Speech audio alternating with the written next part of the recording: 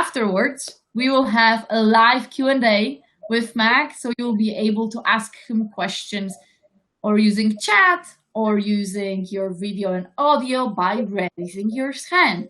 So hi, good morning, Mac. Hi, Sonia. Thank you. We are very happy that you're here with us. Are we going to wait until on the dot to start the presentation?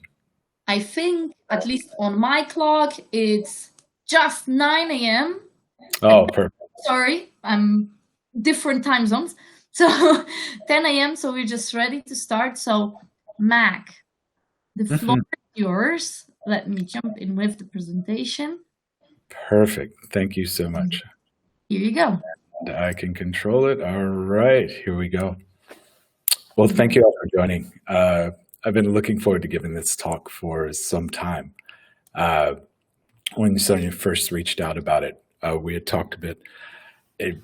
This is an interesting time. We're in a period of really rapid global socioeconomic change. The pandemic's accelerated a lot of trends with customers. And we started to see a lot of really rapid technological shifts, especially in artificial intelligence and machine learning, that are enabling some new ways of understanding customers. And I felt like this was a good time to talk about a few bets about the future of research, because our ability to measure and predict the human experience is going to continue to exponentially improve. And the global changes of the last 2 years are going to deeply challenge our ability to predict long-term change. So this is probably the most exciting time I could imagine for consumer research. We're at an inflection point in our field's history, and I think preparing for what's next is going to change how we work and also how we define our roles. But I am getting a little ahead of myself. So who am I? The last 10 years or so has been an interesting journey. I've been in Silicon Valley for over a decade, working on a lot of Alphabet's most forward-looking projects. I spent about 6.5 years in X working on computers you wear on your face and balloons that shoot internet down all over the world. And then moved over to some of our largest products to help lead research on the future of projects like Search or Google Assistant. I'm going to use a lot of artifacts from those experiences as well as around our industry to start to paint a picture of what this future may look like. I'm going to walk you through roughly 5 bets. Each of these, I'll talk a little bit about some industry trends, what I see for research, and then how I predict this changing. There is one disclaimer before we start, which is I am speaking in a personal capacity. So everything you're hearing are Mac's opinions. This is not associated or reflective of Google or where Google's going. So having given that bit of a disclaimer, let's jump into things. I'm a big fan of not keeping you waiting. So here are the 5 bets we're going to talk about today. The first 2 are really about how data collection analysis is likely to change and what that's likely to mean for our role over the next 10 years or so. The next 2 follow on from this and ask the question of how do we believe our organizations will change if these changes are taking effect? And then the final 5th one is about what is likely to change in our mindset that will change how we collect data and who we focus on for the future. So let's start by talking about this first bet. This is the idea that 50% of all of our qualitative data collection, I believe, is going to be automated in the next 10 years. And really, here's why. If we think about the last 10 or 20 years, what we've really seen is the rise of data science and analytics, specifically focused on automation and aggregation of both the how and the what of customer behavior. And the ability to measure this and experiment with large amounts of customers was driven by technical trends in how we capture data online. And I believe what we're seeing right now is improvements in on-device processing, everything from new types of mobile processors to the long-term promise of quantum computing that promises the ability to collect and process data still on devices. What this is likely to do is allow us to do some AI and ML analyses on devices that will open up new ways for us to collect data and to actually infer things about customers fairly early on. I just want to show some quick examples of this that are fun for me. We're seeing a large amount of companies actually using passive detection to measure arousal and alertness. We can detect some emotions via facial expression and can also track via infrared, flush reaction, and heart rate. And a lot of this is plausible today. In fact, we have a number of tools using passive detection in some Google products that you may have seen already. For instance, in a feature called Top Shot, we actually can wait until the moment everyone's smiling to automatically take the photo, the best photo. We had kiss cams where we actually trained it to recognize when people are kissing so you could get good photos then. We're seeing, like you see on the screen now, a number of AI tools that are designed to automate the collection of nuanced customer interactions while using devices. I think this is going to be part of the future for our discipline. We've already seen some examples of measuring emotion. This is going to continue both in frequency and quality. What we're also seeing a large amount of is AI-enabled tools, actually, for product design and now moving into research, with the goal of partnering with the expert to provide some support in automating different aspects of the tasks. I put one up here of tone transfer. This was a great example of partnering with experts. This was actually an AI-enabled tool that translates musical tones into new types of tones with instruments. The reason I bring this up is we had a large number of artists who were actually very concerned about working with AI to create new experiences. They're worried of like, oh, is this going to take my job? And what they found instead was, oh, I thought this was going to be really soul-crushing or emotive, that something would replace how I create. But it turns out to be a pretty useful tool. And we see this across different expert crafts and disciplines.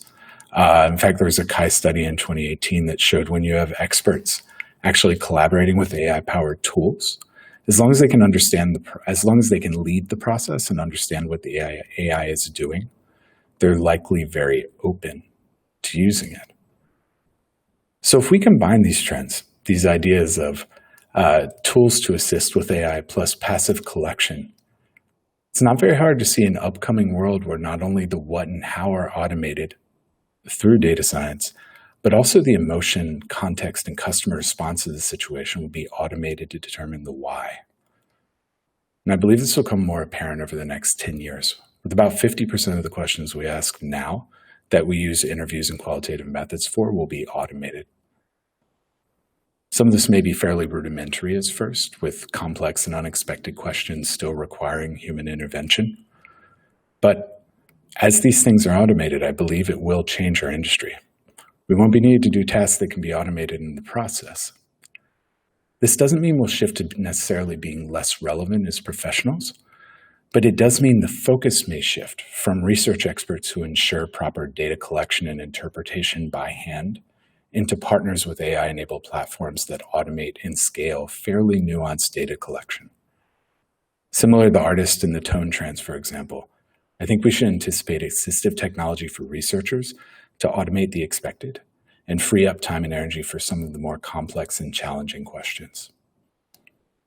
However, we are going to have to focus on how these systems actually automate. We'll need people who are skilled in behavioral science and data collection with a strong understanding of markets and how it applies to businesses. Which leads to my second bet.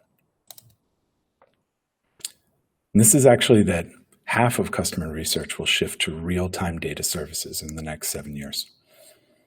And really, this is driven by decision-making within companies has often been defined by the limitations of information. Oftentimes, we slowly collect information until we get to a point where a decision can be made.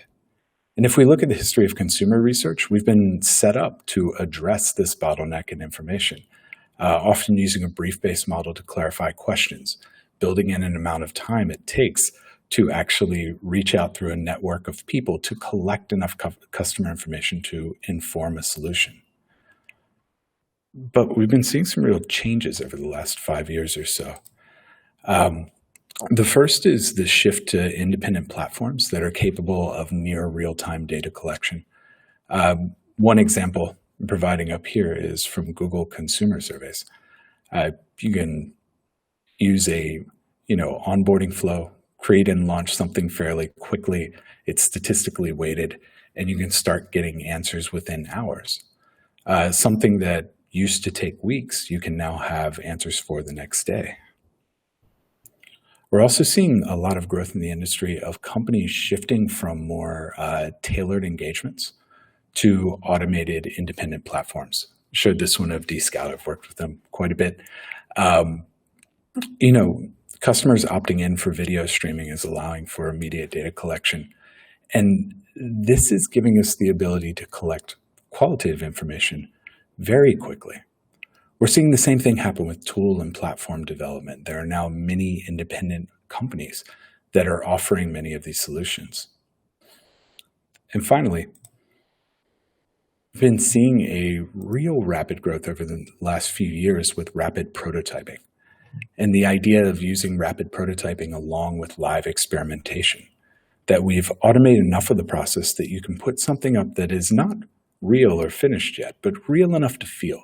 You can understand what's being done and get enough of a signal from actual live data to make decisions on whether to move forward with that project.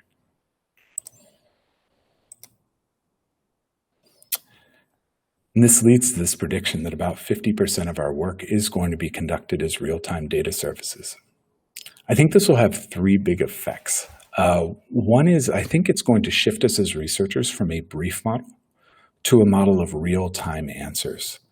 And I think what that's going to do is push us to have to anticipate what questions are likely going to be needed, with the understanding that the actual collection and execution process will run much faster than the briefs we build ourselves. I think this is going to redefine a bit of research, to kind of transform to real-time customer information at scale, with a slow into the research brief model to make way to inform real-time services. I also suspect this is going to lead to an age of the connected decision maker. What we're going to actually see among many of our customers are going to be much tighter connections. For example, when we have robust real-time services that are curated, I can see morning customer briefings for decision makers, curated and tailored with the individuals selected algorithmically to represent the consumer threats and opportunities of the day's business. And this really isn't that far out. It's not so different than what TikTok does to tailor to viewers now. I expect with remote work continuing to shift expectations of how we communicate with people to allow many of our decision makers to have rapid, close contact with customers themselves. And finally, if you apply that and think about it through the lens of real-time prototyping, I think we're actually going to see the combination of advisory systems and human judgment that will allow us to have a question in a meeting and actually have a prototype and an answer by the end of that meeting on whether the idea has legs or not. That's going to be a deeply powerful change in our business that will require us to actually work differently, to anticipate what's going to be done and often collect data both in parallel and before the question's been asked. So those are two changes into how we work. What's that actually mean for the organizations that we're part of? I want to start with the idea, this one I think has been a long time coming. Data science, analytics, market research, user research. I believe in the next 10 years, we're going to see that defined as one organization. If you zoom out a bit, this trend has actually been a long time coming. What we've actually had over the last 20 years is an explosion in the amount of customer information that is available. But many of our insights functions have actually come up within the specific functions that they were designed to inform, whether that was marketing or engineering or product development or advertising. And what we're seeing more and more often is that almost all of these groups are answering very similar questions. And this has left us at a bit of an inflection point where the results of specialization often mean we are duplicating information within the same organizations or across many different projects. I do like to say that the future is kind of distributed unevenly. And what I've actually been seeing in many companies, interestingly, both smaller and larger funded companies, places like Google, is combinations of kind of small scale data from things like user research, market research, coupled with data science and analytics to provide insights. My own team has a combination of data scientists and user researchers that work alongside with market research. And none of this is particularly alone. I use this example from Spotify, which is a younger company, certainly smaller than the company I'm at now, and are actually popularizing this practice. So we're starting to see a lot of not only companies building out the discipline to work together, but also small agencies that are starting to build together these disciplines in ways to help other companies integrate their work. So this is a great example. I think some of this feature is already here. It's just distributed a little unevenly right now. And I suspect the next few years will be actually starting to build that out. So this is really the start of a broader industry movement that I think will affect everyone that works in insights. If the past has been about this greater scientific measurement of people to understand how to make decisions, I suspect combining those three disciplines will be about creating predictions that close the gap between customer behavior and responses, and then actually using that to predict behavior and business opportunities. I think that change will occur when we actually merge disciplines and we move from informing decisions based on estimates of customer responses to actually predicting, experimenting, and modeling impact based on the decisions that could be made. This is going to be business experimentation in the face of what we know can often be a gap between what customers say and what they actually do. This actually leads to the fourth bet. As we move into this world, I suspect that about 50% of our Fortune 500 companies are going to require a leader to actually help with this at the C-level. I think we'll see a C-level officer for experimentation and customer insights. And honestly, I suspect we'll see the first Fortune 100 CEO that comes up through insights within the next 10 years. Here's kind of the reasoning for that. If we think of macro level trends of business, there was business's operational excellence through Six Sigma and quality assurance. The last decade saw a focus on design. It's really a question of what is the next trend that will drive leadership? And there's one Paul Graham quote about current leaders being experts in a world that no longer exists. If we think of the last year or two, almost everything has been upended about our assumptions of behavior, leading all of our questions to say, what actually happens next? And that leaves an open question for us of which leaders are best set up to work in areas of high customer uncertainty. So I see a couple trends leading this way, this idea of having a C-level officer. The first is that analytics and experimentation are actually demonstrating that our decisions aren't always that sound. There's this talk I love by Darius Sibley and Eric Colson, who are Director of Data Science at Stitch Fix and Chief Algorithm Officer, respectively. And they provided a reflection on their experiments over time and came to a pretty interesting conclusion that more often than not, when you make business decisions that are intended to improve the metrics, they actively hurt things or do nothing at all. And the distribution I'm showing on screen right now is from one of their presentations. They ran this really interesting experiment with the decision makers of their company, where they asked them to predict the business outcomes, then ran the experiments and returned back to say, okay, how did our decision makers actually do? Now, probably not too surprisingly, most people tended to predict positive outcomes, but the actual decision differences tended to fall from 0 to even -2. So doing nothing at all actually hurt the metrics sometimes that they sought to improve. And it turns out oftentimes we're much more wrong than we are right. The CEO from one of the companies I worked at talked about the rate of experimentation making positive changes being about 10%. Given our decision-making success rates are that low, we have to ask, are leadership in positions today as a result of great decision-making or survivorship bias? And if we need to make decisions around customers, who's likely to do well in this new world? There's one example that kind of, I think, provides some clues. Adam Grant referred to this. There was an Italian venture fund that ran experiments with their portfolio where they had their founders act like scientists. They actually framed the business in terms of theories and all the questions as hypotheses. And those who started with hypotheses actually generated 40 times more revenue on average and were twice as likely to pivot the business to something more successful.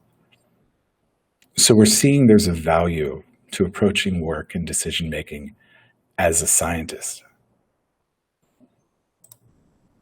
Now, if we take all this and combine it together, what does it mean? I think it means that people who are best suited to experimentation and research are likely to rise to the top of organizations over the next 10 years. I think we'll see the emergence of a C-level office, whether it's called Chief Scientist or Chief Customer Officer or Chief Insights Officer, who are actually designed to help CEOs with business experimentation and placing long-term bets based on customer information. I'm really excited about this. I think we're actually at a kind of a watershed moment. There's been so much change over the last few years that the leadership model of we're smart, we can estimate based on our opinions, I think is going to fall away for a series of leaders who will kind of give up on creating their own facts for creating strategies based on real-world expectations and needs. And I expect this next group of C-level leaders will actually be closer to scientists, embracing experimentation and prediction in all aspects of the company, rewarding learning, and building a culture and infrastructure to lower the cost of running experiments both on and off of the platform. I think there's one important shift to this I'd like to communicate for this audience, and that's that the shift in doing this will likely shift us from a service model of providing information to revenue accountability. And this is one place we can likely learn from data science. Once you start applying customer information to measurable decisions or even algorithm development, you're shifting to a model of saying, rather than just answering the question, we're actually sizing the opportunity and then driving revenue and margin by closing the gap between what people say, what they do, and how this could be leveraged to drive more value for the company. I did this within my own research group in 2019. We combined our functions and then led with prediction and impact for the bottom line for many of our annual planning goals. Some of these predictions were accepted, and we were able to point to those decisions and actually state what we made on the bottom line. I have a talk out there about that. You can find that later. I believe this is going to be part of the future of our discipline, and those that set up for it now will be those C-level officers in the next 10 years. And finally, this one's close to my heart. I think we're going to see a significant increase in company adoption of equity-based research. And I think equity-based research and design is going to be considered a major corporate differentiator over the next 5 years.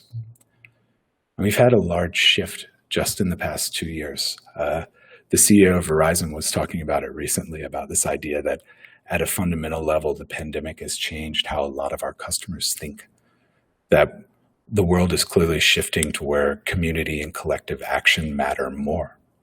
And embracing a higher purpose is actually very important. We're seeing businesses have to be asked for a position on issues related to equity. It's kind of an awakening of the corporate responsibility to, are we treating people equitably?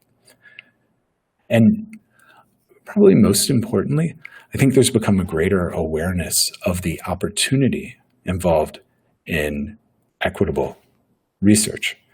I love to show this graph because it shows not only the many different ways that there are groups that are often underserved when we design for a mean, it also shows the kind of size of the opportunity for serving groups that have not always been equitably served in the past. You know, it's interesting. I talked with another researcher named Steve Fadden. He talked about the trends in measurement and research over the decades, that if you looked backwards, we measured success as the idea of like, if you can't measure it, you can't improve it. Then we moved on to experience and have moved on to measuring emotion. Now, in many ways, we're moving on into equity and asking, how well are we serving all audiences? And if the past has been this idea of serving the core market, segmenting into large groups, and everything else becomes an edge case, well, that becomes a very limited view of data in the world. We're getting a much greater growth of insights in the context of others' lived experiences. I believe that's going to become more prominent in how we make decisions. The thing I'm most excited about, I think in the next 5 years, we're going to really see this becoming a differentiating factor. We can actually use samples to try to understand how we apply it to a wider spectrum of demographics. I was talking with Ricardo Prado, who's the director of AI and UX, and he had a great quote I loved, which was this idea that as we start to develop AI systems, our distributions of customers, we can actually increase our ability to identify what we considered as edge cases into fact centers. It's the idea that by taking 50 variables and finding combinations that are surprisingly huge, we can create sustainable businesses with splits that are completely different from how we might segment the market today. So behaviors we may be able to capture, groups that are underserved, may actually be those that drive new businesses. I'm excited for this world where we can actually use our computing power to identify overlaps and potentials within markets that have been traditionally underserved. And with that, those are 5 bets on the future of research. Thank you. Thank you very much, Mac, for this presentation. We have here a couple of questions in the chat. So you can ask the questions in the chat, or you can raise your hand and actually ask the question live to Mac, enabling your camera and your microphone.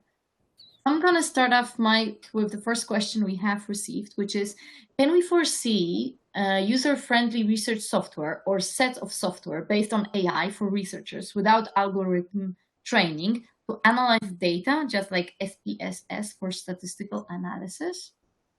Yes. This is a great question. I think we're going to see things that are very much out of the box. That researchers can use almost immediately. I talked about the tone transfer example earlier. I'd actually suggest Googling that one and checking it out, because it is highly, highly user-friendly, super easy to use. And I think we're going to see programs that allow us to partner with AI in ways that are actually very friendly to those who perhaps are not highly trained in R or have a lot of coding skills. I think a big part of that is actually going to be how transparent we can make the algorithms such that researchers can understand how the system is making decisions. That's going to be really key, that kind of algorithmic transparency, in order to make things easy to use for any researcher. But yes, very much believe this is the direction we're heading. It is not that the tools will get more technical, it's that they will become more transparent and easier to partner within our workflow. Perfect. Okay. Mm-hmm. So we have time maybe for 1 or 2 more questions. There was also a question on how do you see localization and language access affecting Bet5? Oh, thank you. This is an excellent one. I have people on my team that work on this now. This is huge. Localization and language access. When we talk about kind of equity overall, access is one of the huge elements of equity. And as many companies are shifting in the world from a, say, US and Europe perspective to expanding to many parts of the world where there are high numbers of languages, where you have many regional dialects, the ability to be able to deliver useful value in the language of that person's choice becomes critical. I actually work with several teams where we are trying to bridge this gap today, especially in markets that have a high number of different dialects. It's such an important point of the equity equation, is being able to reach people where they are. Language is a large portion of that. Perfect. Okay, I see we have a lot of questions in the chat, which is perfect. Oh, Our time is running out. So what I would actually like to invite you all to do is to reach out directly to Mac in our networking tab, where you can ask him follow-up questions. And one more time, I would like to say thank you, Mac, for this very interesting presentation. And now I would like to invite you all for our next presentation, which is by SurveyMonkey on Never Miss an Insight, a behind-the-scene look at AI and automation, agile market research. So, one more time, thank you very much, Mac. cool. As always, and see Thank you you all so much. next. Bye. Bye.